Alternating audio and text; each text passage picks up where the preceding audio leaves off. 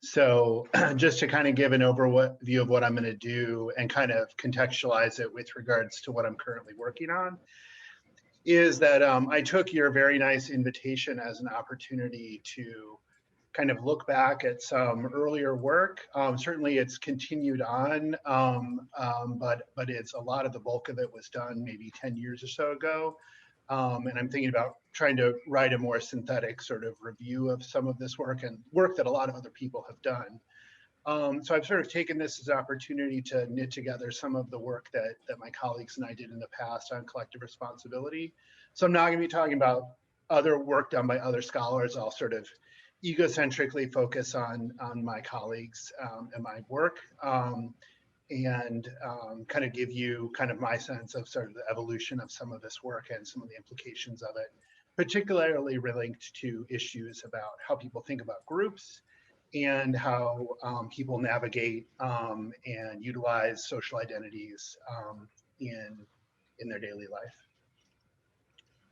So just to sort of start off, I sort of talk a little bit about traditional views of collective responsibility. You know, one sort of question is, well, what is collective responsibility? How do we differentiate it from individual responsibility? And I kind of go to the philosophers who've written a lot about this. And within philosophy, analytical philosophy, moral philosophy, there's been a lot of debate about can you ever hold someone responsible who themselves was not the direct causal agent of a harmful sort of act. And there's a lot of philosophical writing basically saying, no, you can't. Like, individual humans are the only true agents in the world. And therefore, you can only hold somebody responsible if you can point to their agency in causing a bad event. Now, there's been actually a lot of debate within philosophy about that, but traditionally people, there's a lot of different strands of thought, including from rational choice theory, that says, hey, individual humans and their intentions are really the only real thing in the world. Groups, identities, those aren't real. They're not really real. And so the idea of holding somebody responsible for something that they themselves directly didn't do is contrary to this perspective in a lot of philosophy. And it's also embedded in kind of our discussion of what in political science are called collective action problems, which is things like the commons dilemma, which is, oh my gosh, how are we going to deal with the fact that only individuals who are themselves motivated for themselves, how on earth can they ever coordinate to solve things like the commons dilemma? There's been a lot of writing counter to this. I particularly love Elinor Ostrom's work. And if you're not familiar with her, I really recommend her writings, kind of from economics and political science and sort of ecology. Just pointing out the fact that communities around the world, they solve the commons dilemma all the time. It's only a dilemma if you really take the rational actor model really seriously as like a normative model, right? Then you do have commons problems. So collective responsibility, in some sense, isn't one single thing. I'm going to talk both today about how an individual person could be held responsible for something that someone else did, right? So I might be blamed, for example, if somebody in my lab committed a wrongdoing, right? Or I might be held responsible if a friend of mine did something. I might be held responsible as an individual as well for something that a larger collective did, right? So as a man, I might be considered responsible for system of patriarchy, right? People can also think of groups as collectives, right? So, and really think about the group as a unit as being responsible, right? So America is responsible for consequences of the invasion of Iraq, right? And so one of the things I'll just sort of point out is that in my work and probably other people's work, there's some slippage of, are we talking about individuals being blamed for what other individuals doing, or are we thinking about groups as a unit? I just sort of say there's work to be done there on that and cleaning that up, that distinction up. And so just sort of to acknowledge, you'll see me kind of slithering back and forth a little bit with regards to that. So my perspective on collective responsibility is that I think collective responsibility is a default cognitive response to blameworthy events. I think that people, and our data really show people, they don't struggle. And I've done most of my work in the US, which is a supposedly individualistic society. We don't find any problem finding psychological responses of collective responsibility, both blaming out groups and blaming in groups or blaming themselves for their group. It's ubiquitous, right? And to me, this makes sense. Human life, both if you want to take a soft evolutionary point of view, you know, the gizmos in our head that were shaped by evolution, or just look at our current cultural reality, everything is embedded in groups and identities, right? In this group, I don't need to make that case too, but right, there are rational choice model theorists out there who really, they live in a universe where they forget this, I think. So what is our reality in groups? Well, there's social networks, we're connected to people, right? We influence one another, right? We aren't individual actors. We have shared identities, right, that are important for defining who we are. We value those identities. We're embedded in all sorts of group structures, right? We have bosses, we have parents, we have employees, we have lab mates, we have friends, we have romantic partners, and we coordinate our action all the time, right? And my favorite example of this is try to, explain a group of bank robbers robbing a bank by referring to just the individual actions. It doesn't make any sense. It's just meaningless. But if you view the gang of bank robbers as a unit, suddenly it's like, yes, that totally makes sense. And humans have no problem with that. So again, for this group, I don't have to make a strong case for this, but I really think that we're always thinking about collective responsibility. And I want to say, even though there's a sensible basis or a sort of broadly rational basis for collective responsibility, I'm not at all saying that then it's always good to apply collective responsibility. It can't be very, very biased. I'm going to show you some data on bias processing. So when I'm talking about it being sensible, I'm not saying that every inference of collective responsibility is normatively appropriate or morally good. It's just that it shouldn't strike us as surprising, right?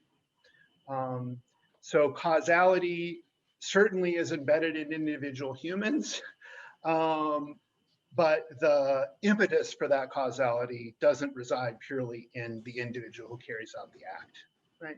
So, and again, there's philosophers who've written basically along that theme. So a few years ago, Mayuko Onuki, who I worked with when I was at University of Southern California, and she and I continued to work together after I moved to UMass. She and I wrote a book chapter, and we tried to lay out, well, what are all of the ways that you can justify blaming someone for something they didn't do, right? And we thought both about causal inferences as well as dispositional inferences. And in the individual trait, individual sort of judgments of blame, we know that people don't rely just on cause, they also look at traits. So if you have bad character, that influences whether you're viewed as responsible. So we think both causal and dispositional inferences are important in collective blame as well. Sometimes those inferences relate to individual people. So one of the first papers that we did, that Tony Schmader and David Hamilton and I did, was looking at responsibility for the Columbine high school shootings, which was a shooting, sort of school shooting in 1999 in the US. And we looked at whether people thought that other people should have stopped the event, right? They should have known about it and prevented it, which we called omission, and then commission. Commission here wasn't explicitly, well, they did it, but that they encouraged it, they're happy that it happened. So it wasn't direct action, but it basically was encouraging or benefiting from what the individual people, the actual shooters, what they did. And we found that those things really helped us predict what people judged, what groups they judged as being responsible for the school shooting, right? And again, it was very clear cut, the literal videotape of these two boys engaged in this shooting, right? Causality was very clear. This is a question of, do you extend blame? And people totally did. So we also looked at other sorts of things that we think underlie these sorts of judgments. I'm not going to go into this sort of bit of it very much today. I'll turn back at the end to talk about culture. When we start talking about the culture of a group, I think that's a really interesting place for collective blame, and I think is interesting to think more about. Our sort of approach over the years has basically been to look at how people's perceptions of the group, that is, do they think that people are tight-knit or not? Do they think that people in the group share deep similarity to one another? We think that that's, again, kind of the logical or sensible basis for making these judgments. And we've shown that in a number of studies. But that also people's motivations are really important, right? And we really have always taken a sort of motivated cognition perspective on this, which is, yes, people are thinking, they're perceiving, they're trying to make a judgment, but those judgments, either implicitly or explicitly, are shaped by what they want the outcome to be, right? Whether they're aware that they want the outcome or not, motivated cognition is playing a role. So just to kind of show you a bit of data, so this is some of the early data. A bit of this was from my dissertation, actually, way back in 2000, and then some more data that I collected with Tom Denson and some other folks when I was at University of Southern California. So this paper back from 2006. In this study, we used kind of a nested design. We had people rate a lot of different groups on measures of entitativity, which is how cohesive do you see the group, as well as measures of essentiality. Do you think people have some deep underlying similarity? And then do you agree that if somebody in the group does something bad, that other people in the group should be held responsible for that? And we had variations of that wording to make sure there wasn't something idiosyncratic about that particular way of wording collective responsibility. So I'll spare you a lot of the detail, but what we found was across two studies that these measures of entitativity, which were really based more around really perceptions of interdependence, common goals, and coordinated action, predicted the extent to which you said people in the group are responsible for things that other people do. And that was true across different kinds of groups, and was true measured a couple different ways. So this first study was from some of my dissertation data, and then we did a better job, I think, of operationalizing essentiality, and found the same thing, that really is more of these measures of perceived kind of interdependence, common goals, interaction, social influence, more than seeing people as kind of a natural kind, right, that predicted collective responsibility. So I don't in any way rule out that essentiality may matter. And in fact, we found in this study that if you were groups that were particularly high in both entitativity and essentiality, those were really considered to be collectively responsible. It's intimacy groups, particularly family. But really, in a lot of studies, we've found that people really are looking for mutual social influence. That doesn't mean that they're getting it right? It's just their perceptions of social influence that really seem to matter a lot.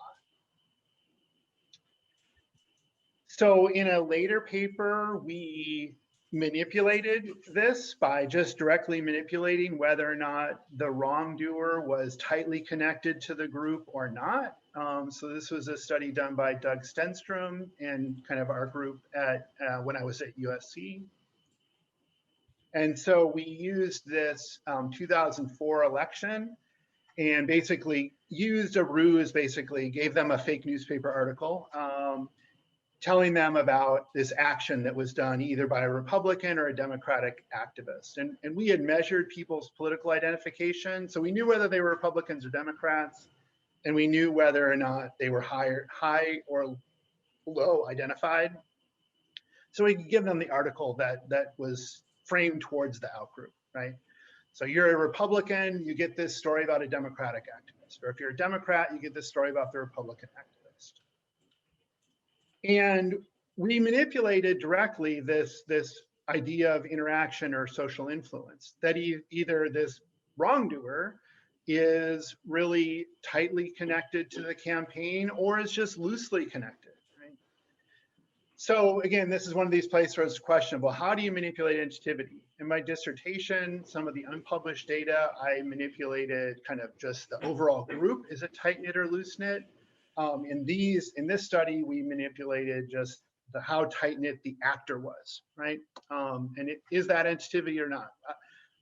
That's a good question. I think from my point of view, it's capturing this social connectedness question or perception. And then we measured perceptions of entitativity, anger, and support for sanctions. So we were able to manipulate this. So if you tell people, hey, this person's really tightly connected to the campaign, and then later you ask them, hey, is that person tightly connected to the campaign? They remember the manipulation, right? Or they respond to the manipulation, right? So this is, again, rationality. This is the sensible part of things, right? People they're attuned to reality. They're not completely ignoring the actual evidence that was given to them. But you probably know where this is going, which is that partisans, they also judge the outgroup to be tighter knit, right? They're like, yeah, those Democrats, they're really tightly connected. And then we also were looking at group directed anger, which was tied to perceived entitativity. And then both of those things predicted support for sanctioning the party, right? So again, from my point of view, this is pointing out kind of the two pieces of this that I think are important, which is people really, they are looking for information. I don't think that people are just, most of the time, just saying, oh, let's blame all of them. They want to justify it to themselves. They want to justify it to other people. But they also are shaped by their own motives, right? People, in some sense, know what they want the outcome to be, right? If you're a Democrat, you want to blame the Republicans. If you're a Republican, you want to blame the Democrats. And you will shift your perceived evidence to match that. So this study manipulated kind of the cohesiveness part of it. But it was just a bad event, right? So we just have the negative side of this. So more recently, Levi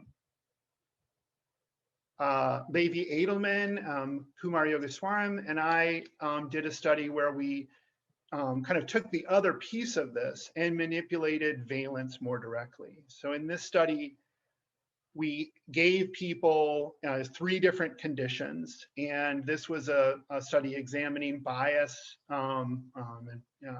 towards Muslims and the extent to which you will extend collective responsibility, that you'll say that all Muslims are responsible for the kind of events that are described in the vignette that you're reading, or not, right? And so we measured people's political attitudes or their prejudicial attitudes. You know, again, some were positive, some were negative towards Muslims. And then we gave them one of 3 stories about a Muslim person in the US. In the negative condition, it was a story about a planned terrorist event that was planned by a Muslim person. In the positive story, it was a newspaper story about a Muslim person who had just collected a massive amount of money to help disaster victims in the US. And then the third, which we considered the neutral condition, was a story about a woman in a city who had basically organized a kind of community garden to use some space in the city, which is sort of generally positive, but it wasn't nearly as sort of extremely positive as the disaster relief. The question is, do your attitudes towards Muslims, does that shape at all, after you read this story, how tight-knit you say Muslims are, and the extent to which you say Muslims as a group are sort of responsible in a good way or bad way for the kinds of events that are described in the story? So I'm just going to jump right to the chase and show you. I hope you can see this. There's always a question of, is PowerPoint actually visible in terms of the numbers and so forth. But the key thing I want you to focus on is that path from positive attitudes towards perceived entitativity. And what you see is that in the negative condition, the more positive your attitudes are towards Muslims, the more loose-knit you say that Muslims are, the extent to which they're low in entitativity after reading about the terrorism, the planned terrorism story. But when you read the positive story, then when you get to the section where you say, well, how tight-knit are Muslims with one another, the judgments of entitativity are higher. And then the neutral condition, again, the gardening story, it's just not related, right? So it's showing that when people get to the point where they're saying, well, are Muslims tight-knit or not, right? Are they cohesive? Do they have shared goals and so forth? Their ratings of those things, we know from this data, are shaped by their the context in which they're reading it, right? And that then helps us predict their collective responsibility judgments that were also shaped by their attitudes. And I'm not going to show you the results from the second study. This is the results from the first study, and then we did a pre-registered replication that replicated this, and in the new era that I fully support, you know, all of these data are you know, on OSF and so forth. So if you want the materials or anything, that should all be right there. So these are some exemplar studies of work that we've done to basically try to understand the cognitive and motivational bases for assigning collective responsibility. And I certainly don't think that we've done you know, anywhere near all the work that needs to be done. And you know, certainly the chapter that Mayuko and I wrote that had that table that I showed you points to all of these gaps and inconsistencies in how people, including me, have sort of defined it, right? I mean, group as a unit versus people as individuals, there's a lot of different things that haven't been examined. But I think we have established that people are not just pulling collective blame out of thin air. They want there to be a basis of a sort of justification for it, even if it is shaped also by their motivations. And the flip side of that, the other piece of it that's very important is, well, what if you are the target of collective blame? What if you're in a group and somebody does something blameworthy? We think that people know that they are going to be judged by that, right? So collective blame is also an intra-group, self-oriented process as well. And with Tony Schmader, I did quite a number of studies, and other people as well, but particularly Tony, laying out how group-based shame and guilt differ in kind of their antecedents, what causes you to feel ashamed versus guilty for things your group has done or people in your group have done, and then what they motivate you to do. And we drove that off of the individual shame and guilt literature. We know that shame and guilt tend to be more strongly linked, each of them, to different motivations. And we thought that would apply in the group realm as well. We also thought that the way that you're connected to other people, the nature of the association you have to other people also may shape these appraisals and motivations and emotions. So in this paper, Tony and I and my colleagues, our colleagues examined this. So we had people, this is a nested design again, people recalled 3 stories about a time when they felt ashamed or guilty for something that someone in their family had done, something that a friend had done, or that a member of their ethnic or racial group had done. And so for each of those stories, they wrote what the story was, and then they rated their emotions, appraisals, and then what they were motivated to do. And then we were able to use that within subjects design to look at variation across those stories. These are just some example appraisal and motivation items. And again, you're sort of seeing here again and talking about this sort of question of, are we framing this at individual level or a true collective level? I think both are relevant. this particular study is, well, when do you as an individual feel blameworthy, right, ashamed or guilty for something that some other individual has done? For me, that's still totally a group phenomena, a quote unquote collective phenomena. But obviously it's more interpersonal than some of the later data I'm going to show you in just a moment. Anyway, long story short, we spent a torturous amount of time coming up with ways of measuring these things. We also measured, again, how they saw their association to the group. Was it about, had them rate, are you connected to this person interpersonally? And we thought that would really be related to group-based guilt. We also asked people about the extent to which they saw the identity, the event, as being relevant to the shared identity. Do you think that the identity reflects on you as an individual, right? So this is more, again, kind of contrasting interdependence versus shared identity. And again, using this sort of structural modeling approach, we linked these dimensions, and it nicely differentiated that this identity kind of column of variables was pretty tightly connected together.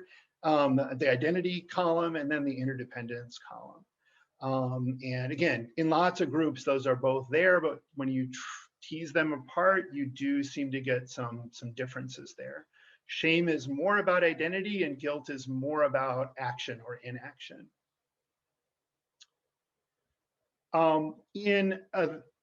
What I think is a really nice paper that we did with R.T. Iyer, we really looked at it more at the collective level.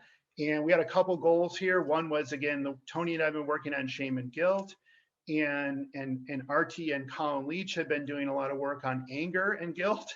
And we sort of started to have these friendly debates about, does anger matter? Does shame matter? What about guilt? What happens? And we also wanted to look at it more at the collective level, move away from this interpersonal kind of events to true kind of collective events. So we had two studies, one about the US and one about the UK, but they're very, very parallel. People read this article from the CNN website about how in study one, which was about the Americans, that Americans had basically done a bad job of the handoff from the invasion to the Iraqis. And this is all true, right? Unfortunately. But then within that, we had an experimental manipulation of image threat.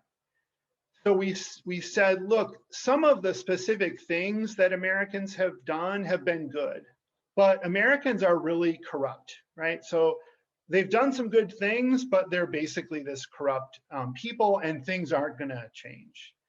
And then on the low image threat side, they say, look, Americans are really good people, right? They've had really good intentions in Iraq, but some of the things that they have done have not been good.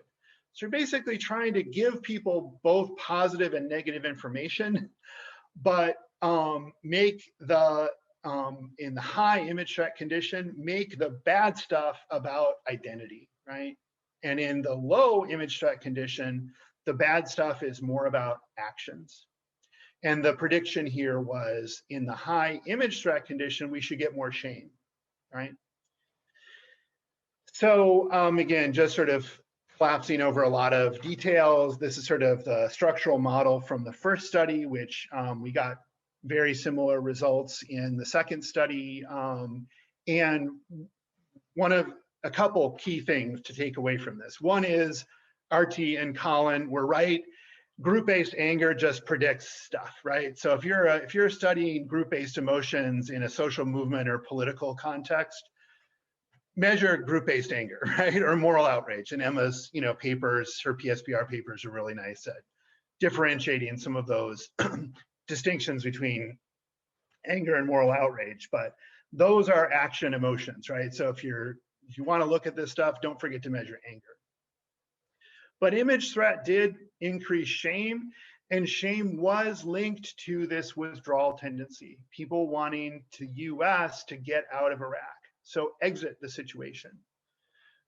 We interpreted this result as being consistent with shame's link to distancing, which we know in the interpersonal literature is true, but I now think it may be more related to shame's link to wanting to improve yourself or improve the group identity, which we've done some work in the personal shame realm, showing shame makes people want to be better people, not just hide. You want to do both. You want to hide, and then you want to try to turn over a new leaf if you can. So yeah, and by the way, I forgot to press my timer, so I apologize, Emma, if this has been like 50 minutes or something, or conversely, if it's been like 10 minutes, but I have no sense of the time here. But let me just end with a couple of random thoughts, and then if there's time for questions, I'd be happy to talk more. So just a couple randomish thoughts, things I've been thinking about, and certainly, I've got a lot of other things that I'm focused on right now. So this isn't like my primary area of active empirical work, but I've sort of been more attuned to what I view as people using culture as a causal factor in wrongdoing, and the rhetorical framing of systems of injustice being framed as not embedded as individuals, but as being basically a culture, right? And during the sort of heights of anti-Muslim bias, I found that same kind of writing or thinking in anti-Muslim, far-right anti-Muslim bigotry. That there were a number of writers who really talked about how Islam had this causal power that was just separate from Muslims as individuals, right? And I found that really, in that context, disturbing, but very interesting psychological thing. I don't have the same moral approach for other sorts of things, but when I sort of hear people talking about systemic racism, patriarchy, I think that what people may be doing is sort of using culture as an explanation for the group as a unit in some sense. It's wrongdoing. And I'm not making a moral statement whether that's a good thing or a bad thing, or whether it's appropriate or inappropriate. Just, I think it's interesting. And I think that we would do well to understand, well, what are the consequences of that? Is it make people more open to change, right? If I, as an individual, am not personally responsible for systemic racism, maybe that makes it easier. Maybe I feel more ashamed because now there's nothing I can even do, right? Even if I'm a quote unquote good white person, there's still systemic racism, so I'm sort of lost either way. I think that there's some probably interesting and valuable work to be done there, possibly. And kind of connected to that, but I guess somewhat separate, I think it's really interesting for us to do more work on how the application of collective responsibility influences group processes. And I really do believe, and there's a lot of writing on this, but I've been very influenced over my whole career about thinking about these two, I think, really fundamental dimensions of groups. One is the sort of group dynamics, interpersonal processes, that person-to-person social influence, group action stuff, right? Going back to the group dynamics literature, through close relationships, teamwork, all of that stuff. And then social identity perspective, right? Which is group identities shape who we are, right? They're foundational to our definitions of ourselves.